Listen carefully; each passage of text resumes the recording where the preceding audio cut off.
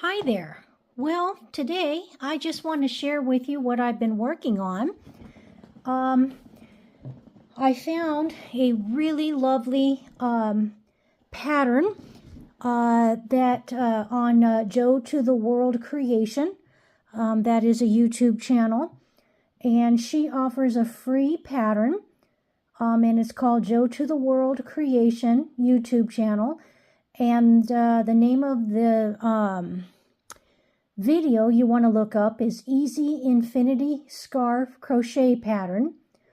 Crochet pattern for beginners. If you are interested in making a beautiful infinity scarf. I'm not going to share the pattern with you on this channel. I will refer you to her channel so that she can get all the credit for her wonderful creation that I am simply following on her channel. But I do want to show you this beautiful, it has like a lacy effect. It's just gorgeous. So, how to make this? Well, today I'm going to show you the skills that you need to pull this off and the type of yarn you'll want to buy. And then she also has teaching videos on her channel. So if you're not familiar with the chain stitch, single crochet stitch, and double crochet stitch, this is I'm going to demonstrate that here in this video, but she also has teaching videos on her channel. So head on over to her channel and learn that. So the skills that you need to do this is a chain stitch, single crochet, double crochet, and then in the end to make it an infinity scarf, you'll want to slip stitch the ends or sew the ends together to make an infinity scarf. I'm not going to demonstrate that in this particular video on sewing the ends up, but I'm going to demonstrate what the skills you need to get to this point. So, the yarn that you need is a 3-gauge weight yarn. So you want to make sure that you're getting a 3-weight. I made the mistake, and fortunately I didn't actually start the scarf. I just was trying to get familiar with the stitches, and I made the mistake of doing a 4-weight worsted weight yarn, and this is just the acrylic yarn from Walmart.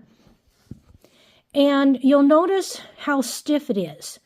It's stiff, it doesn't have a good drape, and it feels pretty rough.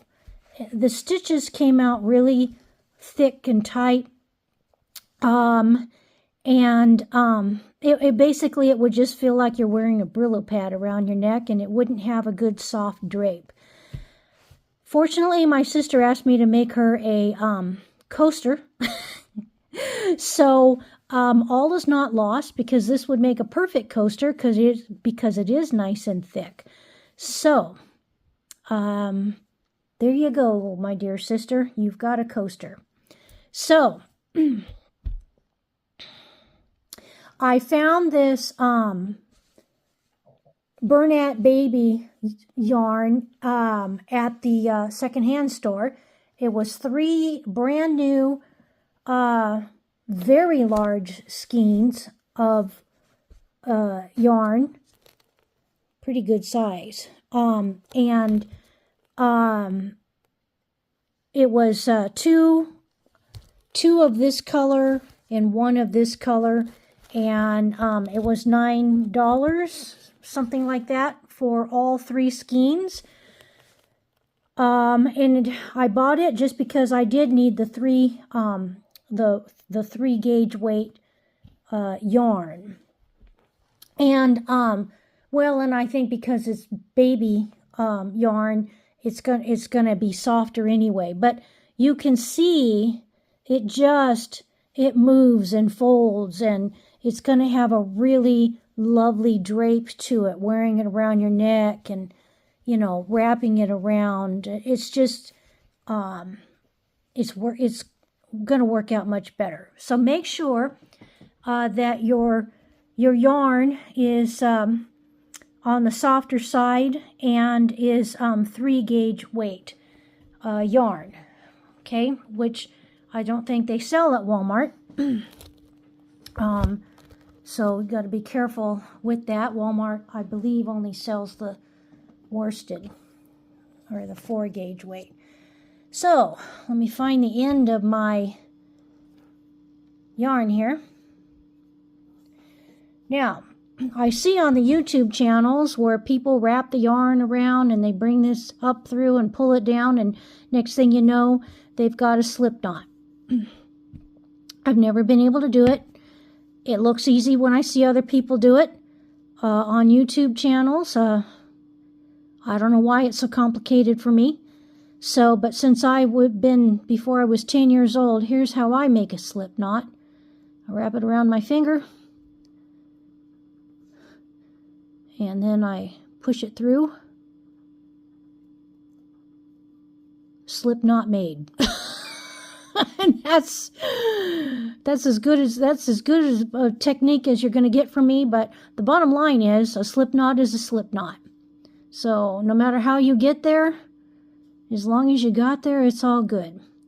Now, the other thing about this is that you'll notice that this is nice, and it almost has a lacy look when you wear it. See the holes through there? And this one does not really. I mean, you can see holes, but it doesn't have the same lacy look effect. So you have to make sure that you use crochet hook that's big enough. Now, it's best to start with a crochet hook that is larger to do your chain than the rest of your stitches. So we're going to start with a 7mm hook to do the chain. And then after we've done our chains, we're going to switch to 6.5mm. Now, again, I'm not going to show you the pattern. It would not be kind to show you the exact pattern and the number of stitches. We're just going to do a swatch for the sake of learning, or if you haven't crocheted in a while, just to refresh your memory of how that's done. Be careful not to make your chains too tight. That's one of the reasons that we want to start with a larger size hook. So with our 7mm hook, let's just go ahead and chain 10, 2, 3, 4, 5, 6, 7, 8, 9, 10. Oh, we need to do one more. We're doing 11. So we have just done 11.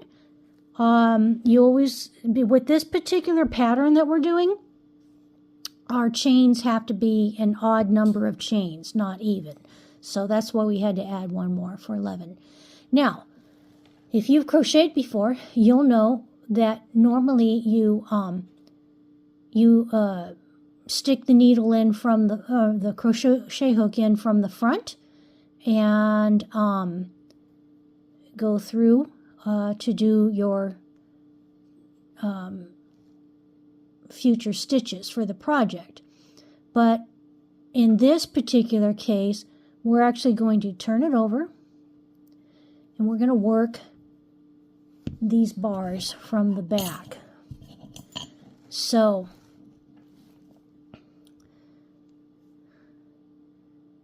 you see that middle bar there, right there. That's where we're going to stick the crochet hook. And on this one, see that in the middle? Right there. Okay? So then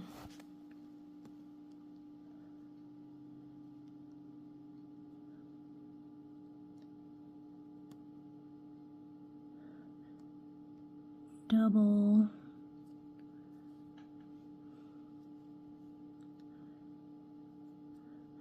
crochet,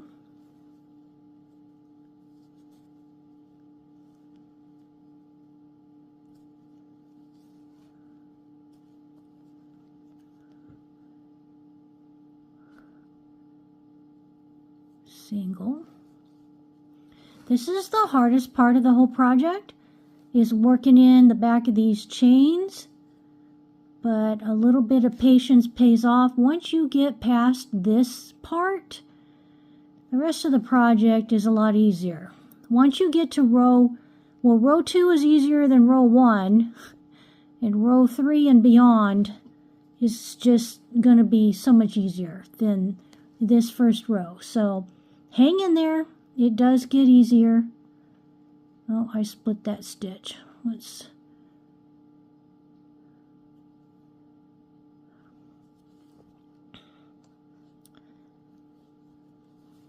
okay, let me see. Double, single,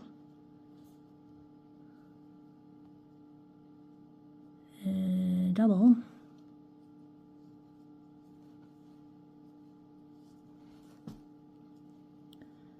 and single,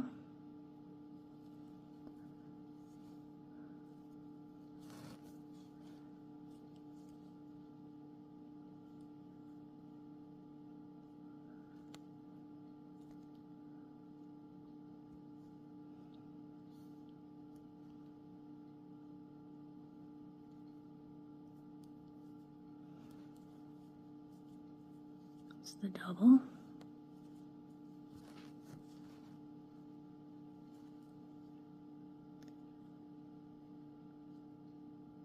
single,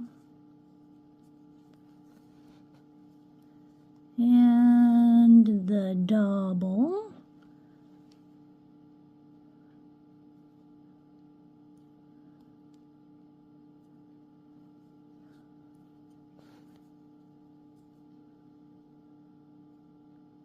was that the right part of it? Let's study this. It's always that last one that looks a little weird. Yeah, I think that was it right there. That middle bar.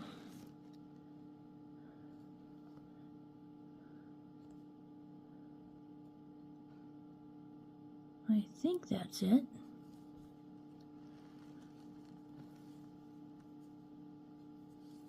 Let's see how it looks after I put it together.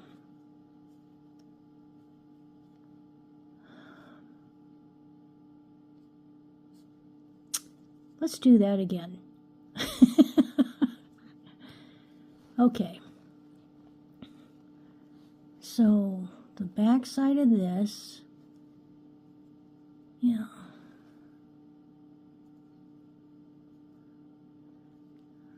Last bar in the middle. Why am I having difficulties with it?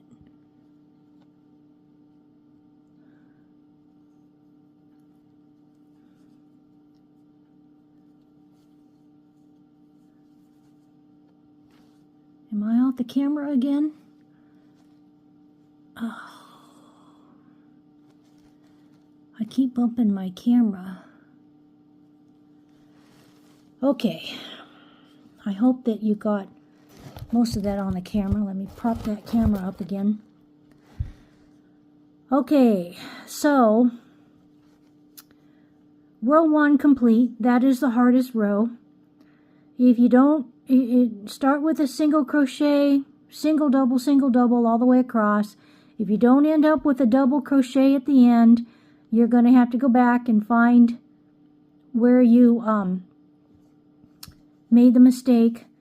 And the best thing to do is to just get a stitch marker or a safety pin, or, you know, if you don't have one of those, a bobby pin works also. Just go back to where you made your mistake, put your bobby pin, safety pin, stitch marker, whatever in there, and then pull your stitches back out to, you know, to that spot where you found you made the mistake. Pull the mistake out and then finish it. When you're new, it's easy to make mistakes, and so, you know, and that hang in there, that is the hardest part of the whole project. That right there, okay? You get past that and it's a piece of cake. So now we're gonna chain one, turn, and then we're going to single crochet this section right here, and then double crochet, remember this right here. So let me show you.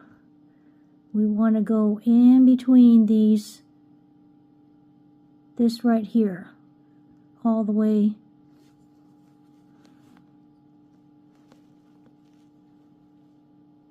across. Okay, so let's do the double crochet.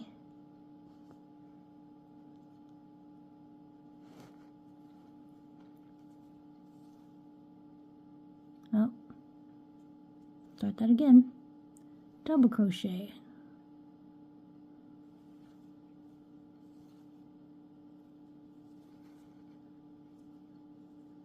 Single crochet.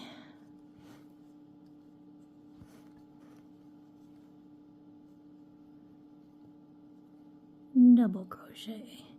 Now what you're doing to create that nice lacy effect, the pattern is where you are doing a single crochet in the previous row's double crochet and a double crochet in the previous row's single crochet. So after you get to row 3, you're going to notice a pattern, and it's going to be real easy to follow. The first few rows you really have to think about it, you know, till you get there. But once you get a nice pattern established, it's going to be real easy to follow along and figure that out. Okay, so we're doing the double crochet in the previous row single, and then single crochet,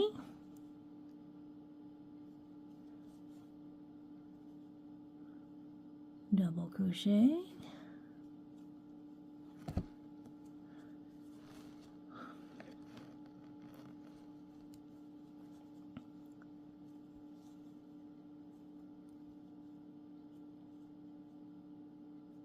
single crochet,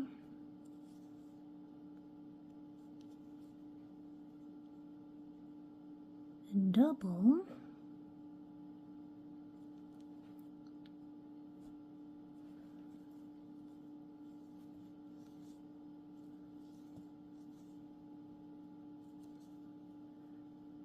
single,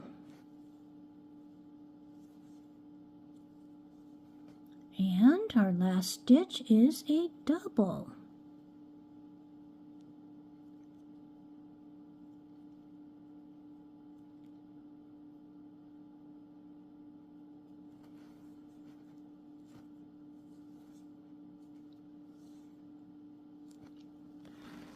Okay, and you see that the pattern is starting to take effect.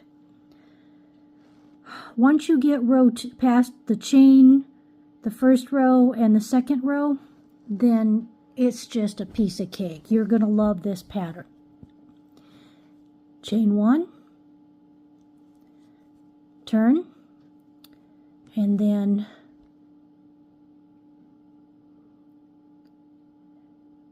that first stitch. Now I just want to reiterate here, remember when we did the chain stitch, we did 11 chains, then we skipped and we worked from the second chain from the hook. Well, then when we got down to the end and we turned and we started the single crochets, we don't skip any stitches like we did with the chain. So don't skip this first section and go to the second. starting in row 1 with the single crochet and double crochet pattern, don't skip any stitches. Chain 1 and turn, and then right away, this first stitch right here, you always want to work that single crochet, that stitch right there.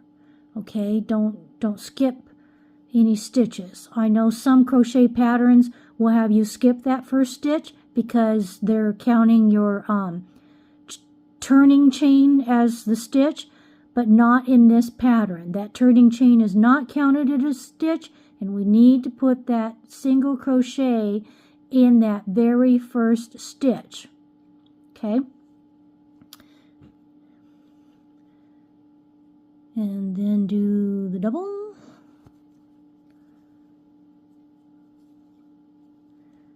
Oh. And then the single.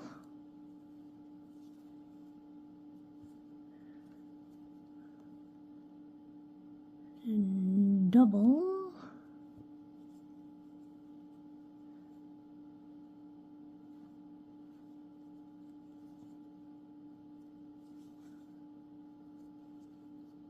And the single.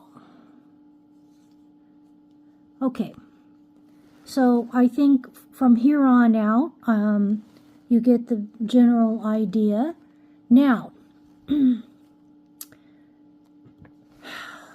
let's say you're on a really long row, and you got sidetracked. You were watching TV, Handsome Man came on, diverted your attention, and then you looked back down here and you forgot if you were doing singles or doubles. So, what do? Do you start back at the very beginning of the row and count single, double, all the way across to figure out where you left off? Well, no. Let's learn how to look at that and figure out what a single one looks like and what a double one looks like, okay? So that you don't have to go back to the very beginning and count single, double across to figure out where you are in the pattern. Let's just take a look at this and learn how to read our stitches. So, these are your chains, and to count your chain, you just count these loops. Okay, 1, 2, 3, 4, 5. Okay, just count the loops. Now, when you're doing the singles and the doubles, you look at this, okay, and you've got, notice this section here looks very different from this section here. This is your single, and this is your double. One of the biggest ways you can tell, and this is your single, double, okay. One of the biggest ways that you can tell a single from a double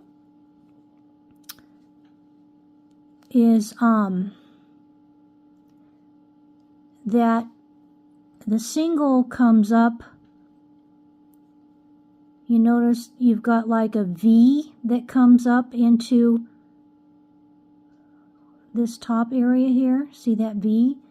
But the double crochet has this extra loop of yarn here.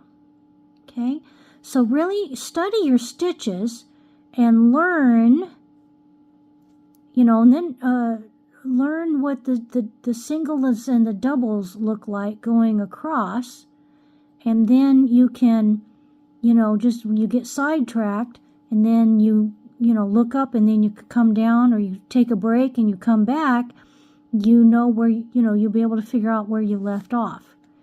You left off on a single or a double. If the stitches are so small, in some projects you really, it's hard to see if the stitches are small enough. So if you need to just slowly pull it out, that's what it looks like. That's what a single looks like, pulling it out. Now watch the double. See, there's a lot more involved on pulling it out. So we know that that was the double. So then we know the next one is the single. All right? And that is is the skills that you need to crochet that infinity scarf. Check out the YouTube channel Joe to the World Creation, and the video is called Easy Infinity Scarf Crochet Pattern, and it's a crochet pattern for beginners. And she actually demonstrates all these techniques on her channel, so it will be another review for you. And you're going to get through it nice and easy, and you're going to have a really beautiful scarf. And believe it or not, this scarf works up pretty quickly. Like, I got through it, you know, in just a couple of days, working on it an hour or two every day. So it's a really good beginner scarf. Catch you next time.